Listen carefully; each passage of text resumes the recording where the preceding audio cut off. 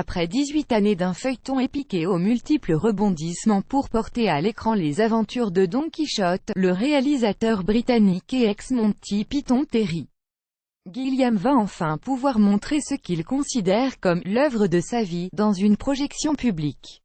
Achevé il y a quelques semaines, son long métrage de 2h12, L'homme qui tua Don Quichotte, sera bien diffusé en soirée de clôture du Festival de Cannes et hors compétition, le samedi 19 mai, le jour même où ce film, qui n'a pas encore obtenu le visa du CNC, doit sortir sur 300 écrans en France.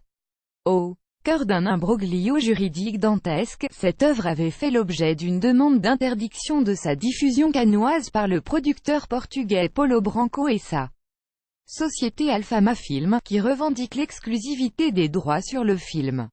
Ce dernier avait saisi la justice en urgence la semaine passée. Dans une procédure de référé de plus de 3 heures, le tribunal de grande instance de Paris a examiné lundi la requête de ce producteur de 67 ans, réputé pour avoir produit près de 300 films Chantal Akerman, Manuel de Oliveira ou encore Raoul Ruiz, et qui compte une cinquantaine de sélections cannoises à son actif. Avertissement. Le juge a estimé disproportionnée la demande de Paulo Branco qui, rappelle-t-il, ne s'est consacré à ce projet que durant 5 mois en 2016, avant que Terry Gilliam décide de résilier le contrat qui le liait à Alfama Film. Il met également en relation les 300 000 € que Alfama dit avoir investis dans ce projet, et les 25 années que Terry Gilliam, aujourd'hui âgé de 77 ans, a consacré à son rêve, ainsi que les 16 millions mis sur la table par les autres producteurs pour que le film voie finalement le jour. Sa diffusion en projection sera néanmoins assortie de l'obligation légale d'afficher à l'écran un avertissement au public. La projection du film The Man Who Killed Don Quichotte ne préjuge en rien des droits revendiqués par la société Alfama Film Production et Monsieur Paulo Branco sur ce film à l'encontre de Monsieur Terry Gilliam et des producteurs mentionnés au générique, qui font l'objet de procédure judiciaire en cours, une allusion au récent procès en appel qui s'est tenu à Paris dans cette bataille juridico-financière hors norme, et dont la décision ne sera connue que le 15 juin, soit un mois après la sortie annoncée du film en salle. La mesure sollicitée par Monsieur Branco était constitutive d'une atteinte grave à la liberté d'expression, ce qui a conduit le juge à la rejeter, s'est félicité M. Benjamin Sarfati, l'avocat de Terry Gilliam. On a dit de ce film qu'il était frappé d'une malédiction. Grâce à la justice, le sortilège est rompu, présent à Cannes et joint par Libération.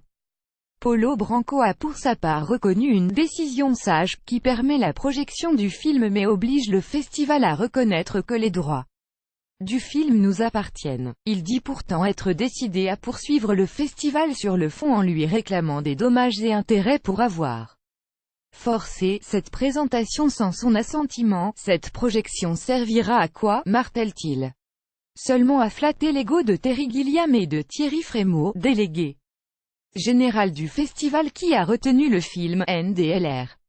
Je crains qu'un nouveau désastre industriel ne se profile à cause de l'intransigeance absolue du cinéaste et des financiers qui ont produit ce film de manière illicite. Suspense.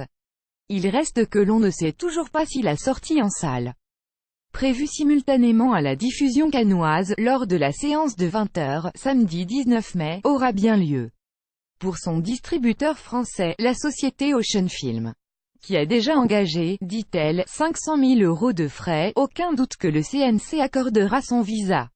L'enregistrement du film suit normalement son cours, explique Philippe Aigle, le patron d'Ocean, et la décision que vient de prendre la justice ne peut que nous conforter, un avis que ne partage évidemment pas le camp Branco, selon lequel le CNC devrait logiquement attendre que la question des droits soit tranchée pour donner son feu vert.